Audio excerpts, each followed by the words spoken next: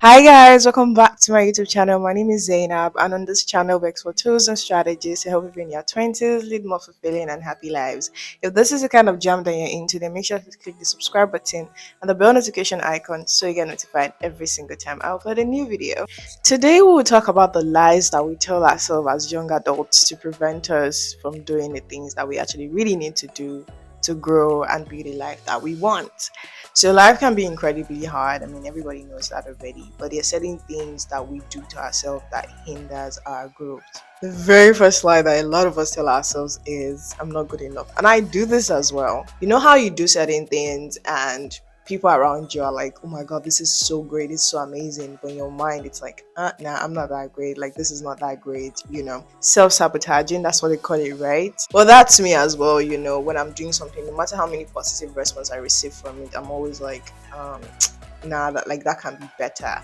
And I mean, yeah, of course you want to grow, you want to increase your skill set and be better at what you do, but you also need to be gentle on yourself and appreciate yourself for like where you are, where you've been, and the journey that you've taken to get to this particular point. So let's take writing for instance. Personally, I hate writing, right? And I've had quite an experience with it. I think generally I have just this baseline fear for anything that has to do with writing, because my mind is always like, we're not good at writing, so anything that has to do with the writing tab, Zainab, you have to run. And funnily enough, I used to have a blog, some years back, where I used to talk about like healthy living, healthy habits. I used to write all this stuff.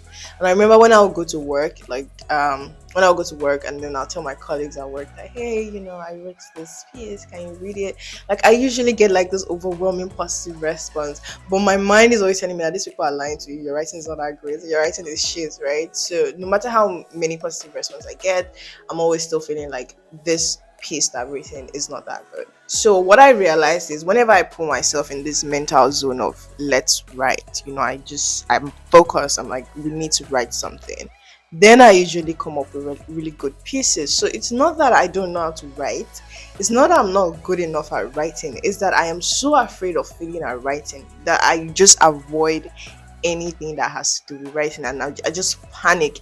If you have like at work, if I have to write a newsletter, I'm constantly panicking, like, my newsletters, what am I going to put, how am I going to write it, what if it's not good, what if nobody reads it? It's just that fear of failing at that task that is hindering me, not the fact that I'm not good enough at it. I think there are two questions you need to ask yourself every time you feel like you're not good enough. Is it that you're not good enough, or is it that you've not invested enough time, energy and resources into your growth in that particular area of your life where you feel inadequate? I mean, those are two different things.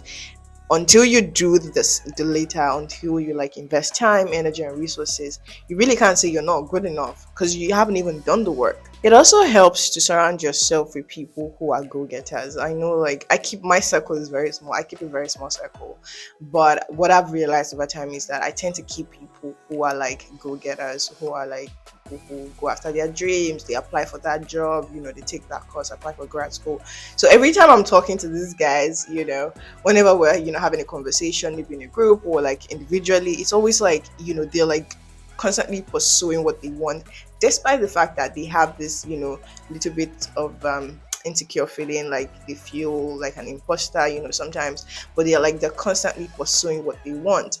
So I think that for everybody, that feeling is probably going to be there. It's not true, which is why it's a lie. It's really not true.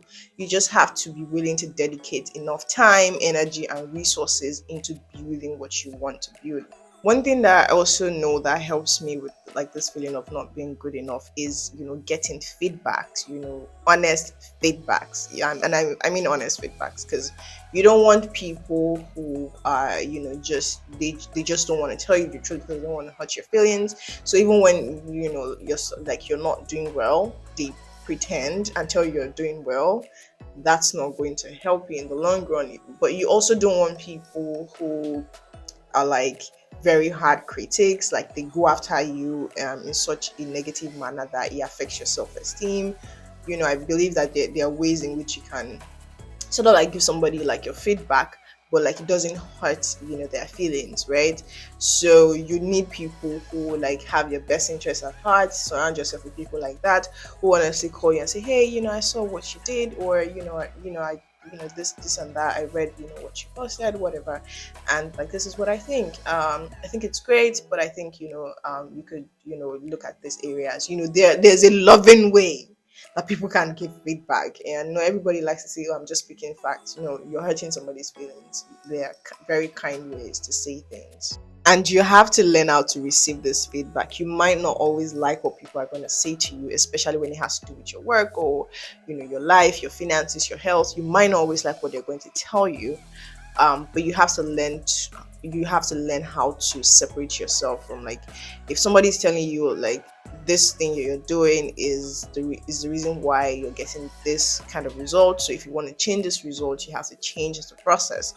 I think that you need to be able to sit back, put your ego aside and really learn from what this person is trying to tell you. You know, I know, like, it's very difficult to take feedbacks, especially when it's negative, because our ego, like, is usually hurt. We feel very hurt when someone gives us like a very negative feedback, but it's very, very important for your growth. So personally, I feel like it's even something that you should seek. You should tell people, hey, I'm currently doing this, like, what do you think? I'd like to know what you think, and like seek that feedback from people who are so much better at that thing than you are. I mean, if you're struggling with your finances and you're asking for feedback in terms of like maybe your investment portfolio from someone who has no idea, I mean, that's not even wise at all, right?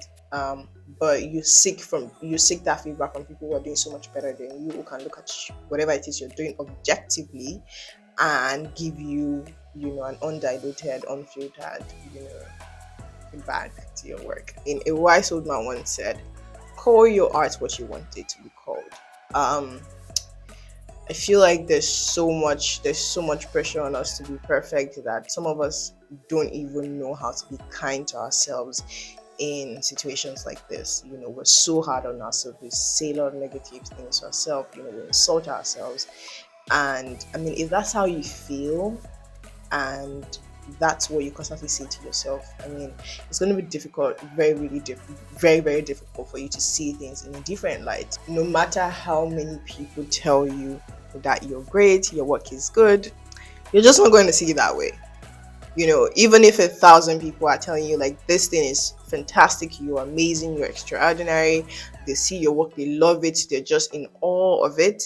If you don't feel that way, no matter what people say, it's not going to change. It's really not going to change, which is why the work starts from like the self. You have to look inwards and like be kind to yourself. I really like to emphasize on that. Be really kind to yourself. Next up is, I don't have time. Yes, you do. You have time. We all have 24 hours in a day. You definitely have time. You take a proper audit of how you spend your day, you realize how much time you waste like doing like unnecessary things, scrolling on social media, just lazing around, you know and I think for a lot of us, we mistake being busy for being productive. If you really take like a closer look at how you spend your day, you realize that the time that it takes for you to achieve certain tasks is not even as much as you projected it to be in your mind, right? And I hate to break it to you, but if something is really important to you, if something is really dear to you, you will create time for it. There are times when you've had like very crazy busy schedules and something comes up, but that thing is very important to you, and then you still make time for it. Anytime you find yourself saying, I don't have time to do this, you need to ask yourself this question: is it really important to me? If it's important to me, then I mean, why am I not doing it, right? This next lie is my favorite one, because I know, like, if at some point we've all said this to ourselves: I don't have enough money, I don't have the funds. When I have the money, then I'll do XYZ. Really? Do you really need money to start? So I'm gonna give you an example. Say you want to apply to grad school, and the first thing you're telling yourself is, I cannot afford grad school, I don't have the money. You've not even researched the schools that you want to go to. You've not even researched the courses that you want to go into. You've not even checked what the entry requirement is. You don't even know like when the next semester is going to start. Like, you don't even know all these things, right? But like, you already told yourself, I can't afford it. It's very expensive, period. You don't know if there are financial aids you can apply to for, you don't know if there are scholarship, like you've not even made the effort. You already told yourself you can't do it because you don't have money, and that's it. Like, is that really true? Personally, I would love to have like the baddest camera on the market and like a very good mic, so I don't have to hold my mic right, like this, right? But I've realized that if you don't start where you are with what you have, even when you have the money, you're still going to stall, because then you're going to say, okay, well, I have a mic now, but I don't have like the best mic on the market, so I'm still going to wait until I'm able to, pay for this thing. When I first started this whole content thing, I remember I just completed my internship. I was back at home, and then I was trying to like learn like a new skill, a digital skill, and then I was taking these courses. And one of the things that really resonated with me was, the art of creating content, video content, audio content, long form written content, all that kind of stuff. So I literally just used to practice with what I had at the time. And anytime I wanted to make videos, I didn't have a camera at the time, and the phone I had like a very, very shitty camera. The camera was just trash, right? But I would still like do like self-portraits, I'll still take videos, do like all this like lip syncing on Instagram and all of that. I mean, now I look at these videos and I cringe, because I'm like, I can't believe I used to do that, right? But I know that I'm able, whatever it is I know about like how to make a video and all those things, is because of the effort that I put into it, even when I didn't have the best resources with me. So I am always of the opinion that start where you are with what you have. So if you want to start writing, you don't have a laptop yet, start with your phone. If you want to start a blog, but you can't pay for web hosting yet, then use free resources. I can guarantee you that for almost anything that you want to learn, and this does not cut across all fields, but for most of the things that you probably want to learn, there's almost always going to be a free resource out there to help you, whether on YouTube or Coursera, edX, somewhere on the internet. Someone has probably gone through what you're currently going through, and they've probably shared, what helped them the most. So you just have to be willing to look. And that's it, guys. It's a wrap for this video. Thank you all so much for watching, and I'll see you in my next video. Bye bye.